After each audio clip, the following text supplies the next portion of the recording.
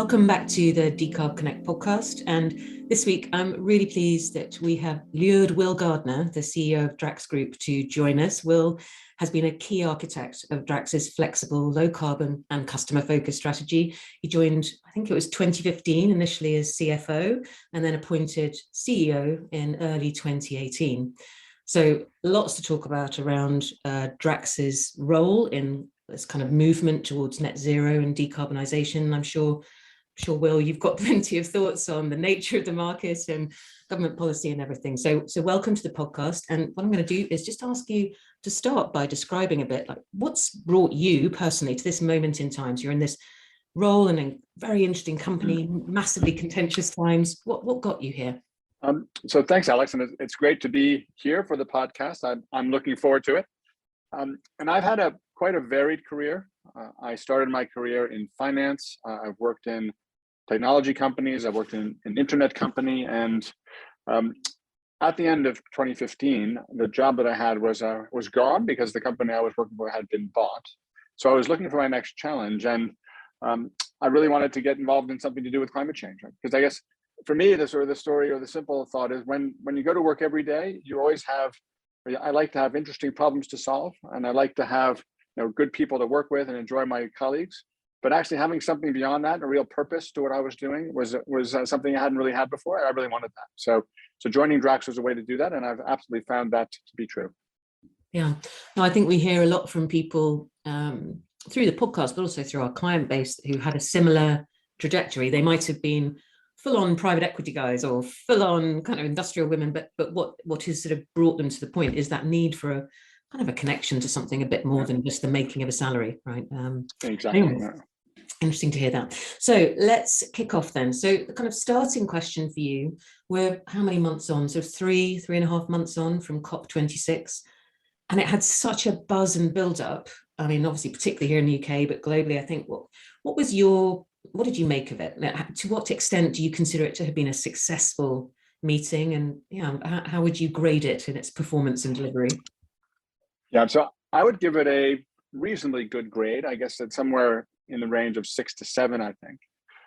I've actually been to, I think, 4 COPs now, which is hard to believe. First one, I was always on the fringes as a sort of corporate participant. And each one, I think, has a different tone and sort of does something different. So Paris obviously set a whole new set of targets, or set a whole new sort of overarching umbrella target that we all wanted to get to as a sort of 2 degrees or less of climate change. And then the smaller ones in between might be focused on coal. For example, I was in Katowice, we did that, or I was in Madrid, and we actually made a commitment to becoming carbon negative in Madrid. And so my big takeaway from the COP in Glasgow was that there was a lot more corporate involvement than I think you would have seen before. And it was interesting because, just as an aside, that probably led to more protests than you would have seen before too, because a lot of people were not comfortable with that. But for me, the more that sort of the corporate world, and frankly, the sort of heavy industrial world, gets involved in the climate change fight, the better, because it ultimately, a lot of the companies, I think Drax is one of these, have skills in terms of heavy engineering to actually get involved in some of these problems. We have capital that we can bring to bear. So, and I believe that these companies, the vast majority of them, are serious about committing to do something about climate change. So I was actually quite pleased with the outcome. And I'll just give you a couple of sort of specific things. I mean, again, at every COP since Paris and since before that, getting off coal has been high on the agenda. And as you know, Drax has done that. I mean, we are very close to being permanently off coal completely. And one of the things that's surprised me in the past is that we haven't had more people coming to us and saying, well, how have you done that? How does one do a conversion to biomass? And actually, before, after, during sort of COP this time around, we've had lots more people talking to us about that. So I think people are getting more serious about moving beyond coal. And the second thing I think is interesting to me is that the whole idea of carbon removal, so that call it the net in net zero, i.e. permanently taking CO2 out of the atmosphere, I think moved way up the agenda at COP.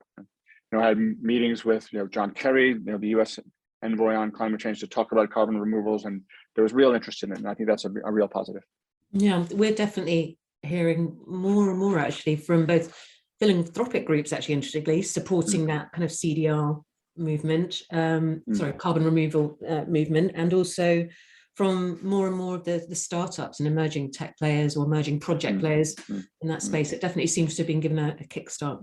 Moving on then, the kind of one of the other big themes, I think, of the last 6-9 months has been the kind of growth in the voluntary carbon markets. And certainly, if you read any analyst paper on it, everyone seems to think that this is going to have a massive explosion of interest. What's your take on it? And to what extent do you think it's on track to develop to be an effective tool for incentivizing decarbonisation? Maybe what's your view, and then where are we with it as well? So I think my view is that it is a critical piece in the puzzle. It will enable us to move much faster.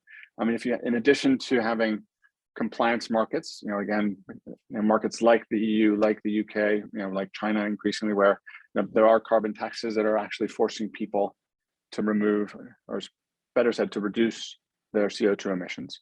Voluntary markets, I think, will make that happen faster and at a lower cost. So I think they are sort of massively important. I would also say, though, that they have a bit of a bad history, right? I mean, there's a lot of sort of maybe not so legitimate projects that have been done. There's a lot of question as to whether certain types of removal credits or reduction credits are legitimate.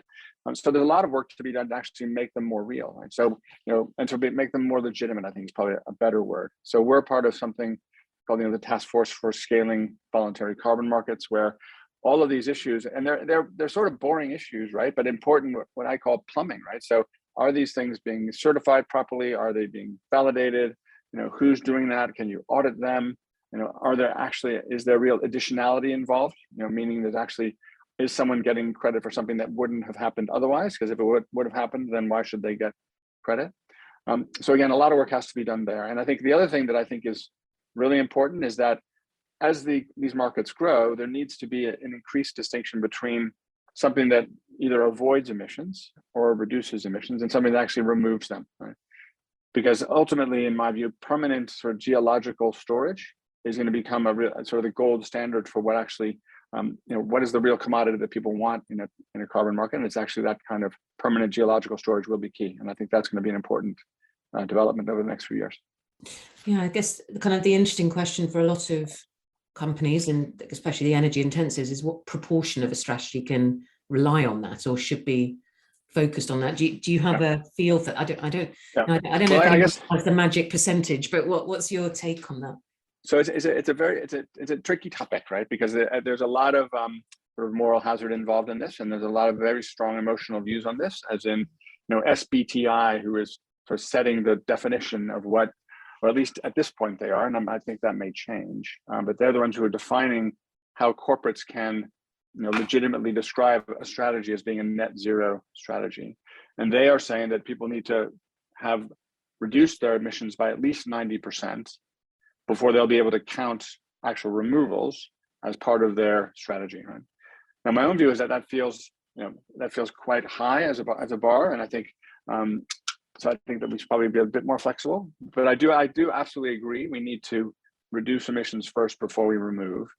But what I think people are increasingly recognizing is that the time to wait before we start removing is gone, right? I mean, it's just there's not enough time left before 2050 for us to wait before we start doing proper removals, right? So, for example, our first BECCS project, and we are running as fast as it's humanly possible, can be up and running in 2027, right? The UK is probably, I think, the world's most aggressive target for greenhouse gas removals, and their target is to have 5 million tons of removals by 2030. Our project is critical for that to happen, and we can't move any faster than we're moving, right? So I think that actually the question of sort of in some ways it's a bit of a moot point, I think, because as fast as we run, we're only going to be able to remove so much. So we just need to start moving as fast as possible. And if we get to a sort of a question of should you reduce or should you remove, that's a high quality problem, right? If we have both options. Right? So 2027 is the kind of planned it's ready to go, we're up and running date. How long, so when did you kick off that project? I bet there'll be people listening who are thinking, oh my God, I've got X number of plants. Yeah. How long will it have taken to go from sort of A to Z? So we started, well, I guess we can go back further. I mean, we have quite a long history as a company in investigating carbon capture. So we were part of a project in the UK called White Rose, which is now, it's been sort of 10 years since we were working on that, which was very close to being kicked off, and then ultimately was the funding for that was dropped by the UK government in 2015. But this round, I guess, really starts about 3 years ago, maybe 2018. Claire Perry, who was the energy minister in the UK at that point in time, she really reinvigorated British efforts to actually put in place carbon capture and storage. She created the whole carbon capture industrial cluster idea. It was really companies working together with government to put in place the infrastructure. And now, the cluster that we're part of, the so-called East Coast cluster, has been chosen as one of the priority clusters. And we'll start. We've got 2 years before we start building. So we'll start building in 2024, and then it'll take about 3 years to get everything ready. So, I guess broadly speaking, it'll be a 10-year time frame between the time when we really started on paper thinking about it and actually getting it done. And just as a kind of a practical question, if there are people in similar positions leading similar types of companies, is that the kind of timeline you'd expect for them, or did that take longer because you were at the very early stage of driving this kind of work? Yeah, I think it has taken longer. A couple of things that, we are also now developing plans to do BECCS, so bioenergy with carbon capture and storage, which is how we plan to remove CO2 from the atmosphere. And we are developing plans to do that in the US. Now our first project there, we think, we probably started last year, and we expect to be up and running probably by 2027. So that's already maybe a 6-year time frame, not a 10-year one. But as we get more experience doing this, we should we'll have a design that we can, it's almost a bit of a plug and play type of design. The regulatory frameworks will be in place to do this. We expect in different places that they may very well have auctions for these things, right? So, the EU, for example, has recently introduced legislation to allow people who do BECCS, so companies that actually are taking CO2 out of the atmosphere using BECCS, to get sort of tax credits, so an EU carbon allowance for every ton that they remove, right? So if that kind of system is in place, then the whole thing can move faster. Well, I guess that kind of partly answers a question I had for you, which is sort of what, other than COP, what has the last year been like for you? But you've mentioned that this US project has obviously been front of mind. What else has been some of the wins, or maybe even some of the lessons that you guys have taken from the last year? Well, it's been, if I sort of zoom in a little bit on Drax specifically, 2021 was a massively successful year for us, but also massively difficult. Right? Maybe I'll start with why it was difficult. So it was the second year of COVID, which has been true for everyone. So obviously that was a challenge for everybody. And I think as we've gotten further into it, I think the impacts of COVID on people's mental health, on their physical health has really been quite wearing. I think so our people have been quite challenged by it. And as you can imagine, our business of running power stations, running pellet plants, a lot of colleagues are doing that, when the pandemic is raging around them. So really challenging for them. We also have a lot of people working from home, and that's also can be difficult for people. So the COVID environment was hard. We also faced, our business it's a very physical business. So when we make pellets, we are getting, we're taking sawdust out of a sawmill. We are turning that into pellets. We're then shipping those to the ports and then across the ocean to the power station, moving them around, and we had very difficult weather. Right? So we had hurricanes in the southeast of the U.S. We had massive wildfires in British Columbia, combined with flooding there. So the weather conditions were quite difficult. So a difficult year, but we achieved a lot as well, right? So we've done well financially, which is obviously good news. We've kept everybody safe and well generally, which is a key issue for us as a business. We've been called on to help keep the UK energy system running at times, it's been a very challenging year for the UK energy system.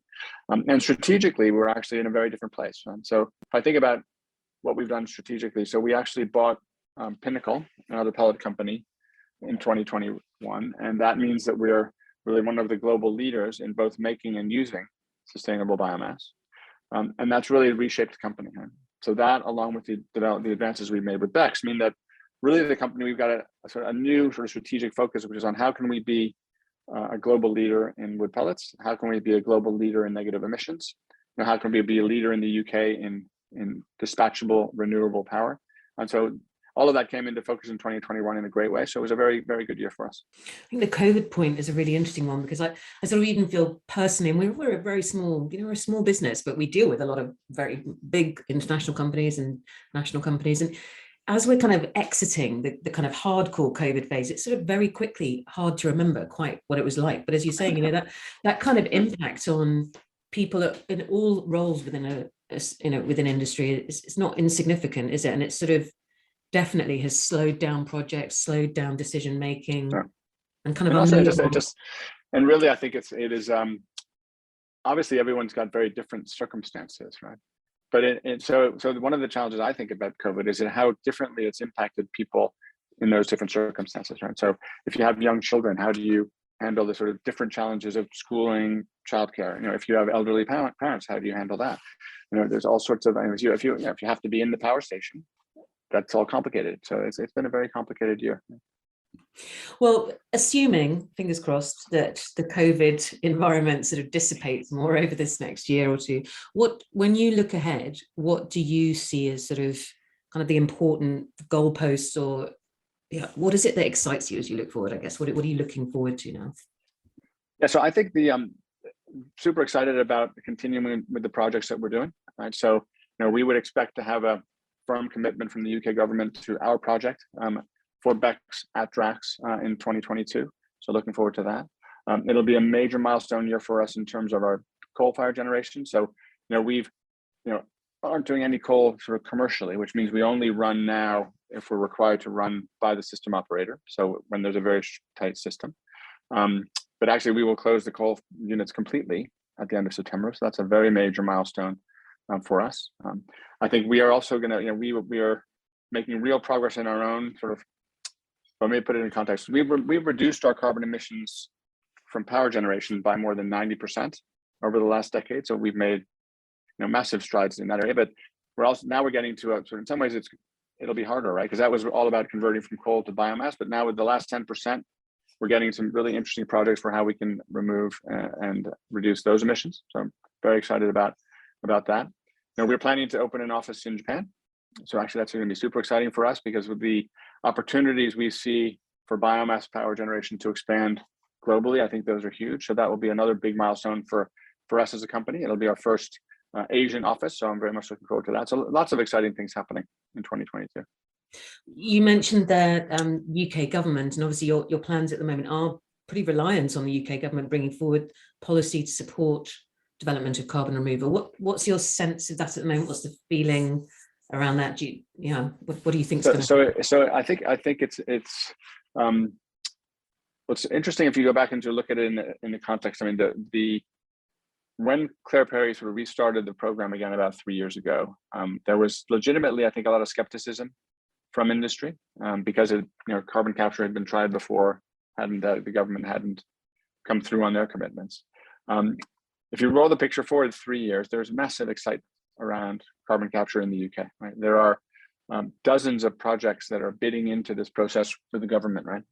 And I think the government's, one of their big challenges is that they don't have the resources to analyze and look at all the things that people want to do, right? So my sort of exhortation to the government is, keep pushing or keep doing it. You've got business very excited. I mean, millions, if not tens of millions of pounds are being spent by industry in planning to do carbon capture in the UK, which is fundamentally what we need to support our project, is the government support for carbon capture. And it has such a great opportunity for the UK to be a leader in next generation sort of green technologies, in just the same way that the UK is a leader in offshore wind. It can be a leader in carbon capture, and it's a very innovative structure, right? The whole idea of these carbon industrial clusters, the whole idea that this is about creating next generation jobs as much as it's about decarbonization. There's huge positives to the whole thing, and it's interesting to me. I'm at the risk of wading too much into politics, which I shouldn't do. The fact that the Leveling Up white paper didn't actually make a bigger thing of how next generation energy technologies will be a huge source of investment that the government is frankly sponsoring in more in less prosperous areas of the United Kingdom. I think that's a missed opportunity. It's a missed opportunity for the government to make it clear what they're doing. Right? So as long as so again, my message to them is keep pushing, keep growing. We're ready for it. Mm. What and sort of more internationally, what do you think is needed from global leaders to keep pushing these technologies forward? I mean, the UK, as you say, has definitely staked its claim to offshore CCUS, but different regions have different opportunities. What are you expecting and needing to see? Yeah. Well, the interesting thing is that if 2020 and maybe 2021 were years in which we spent a lot of time and effort. We've created something called, for example, the Coalition for Negative Emissions, right, to try and make the case more strongly for why carbon removals were needed. So the message to that governments in the last couple of years has been, come on, guys, wake up. This whole carbon removal thing is going to be super important, or we're never going to get to net zero. I think that message has landed. And now what we're saying to governments, okay, now that you have recognized the need for this, you need to start putting the policies in place to make it happen. So that's why I was very encouraged by the sort of legislation now going through the EU to say we will give people carbon credits for CO2 that they take out of the atmosphere and permanently store. That's a massively positive step. In the US, there's a regulation called 45Q. And for people who are not aware of that, it's a $45 sort of subsidy effectively that the companies get for every ton of CO2 that they take out of the atmosphere. And as part of the Build Back Better bill, which hopefully will become law, another question, that's going to go up to at least $85 a ton, maybe $135 a ton. So those types of government support for sort of next generation technologies that will allow for carbon removal, like we're getting to a point where we're actually putting substantive, positive policies in place, which actually will make these projects real, which is great.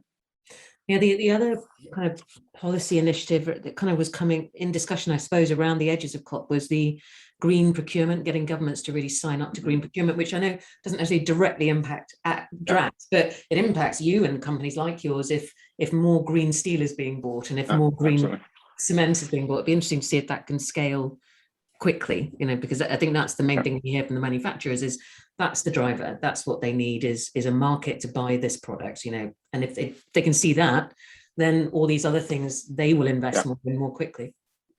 No, and to me, I saw a statistic I think yesterday which said that I think it's going to cost something like $142 billion a year for several decades to decarbonize the steel industry. Right?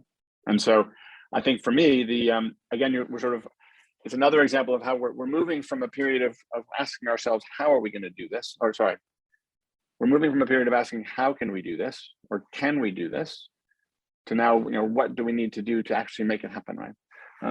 And I think it's going to be, again, it's hundreds of trillions of dollars of capital that needs to be reallocated. And that's, again, if I were sort of at a very macro level, talking to policymakers, is, how do we make it easier for that capital reallocation, right? So, the global renewable energy system needs to grow, multiple times, right? And, just getting permits to do offshore wind is so difficult, right? So how can we make all of those things easier so that this capital can get reallocated to the things that need to be done? Well, I guess that might lead into or be part of the answer to this next question, which is your sense, your view on renewables and a green electricity grid as I guess that the phrase being the cornerstone of industrial decarbonization. What's, again, just your comment or thoughts on that? Yeah, well, I guess the interesting thought for me, again, if I go back to sort of 2015 when I sort of joined the sort of climate change battle in earnest, is that the 2 degrees sort of challenge or sort of target that was set at Paris was, I guess, in my view, at that point in time, very, very ambitious and sort of notional. I mean, there wasn't really any idea, I would say, of how that would be done from a science, technology, finance point of view. I'm actually a member of something called the Energy Transitions Commission, which has done lots of great work. Well, I guess Adair was on the panel with us. Adair is the leader of that, and done a lot of, so actually defining quite specifically what needs to be done. And I actually think one of the great achievements of the last 5 years is actually setting out the route map to how we can actually keep 1.5 alive, which I think I still think we can, although it's going to be hard. And the cornerstone of that is green. It has to be green electricity, right? Because everywhere you look, I mean, the first thing is, just by decarbonizing the energy sector, you make a huge difference, right?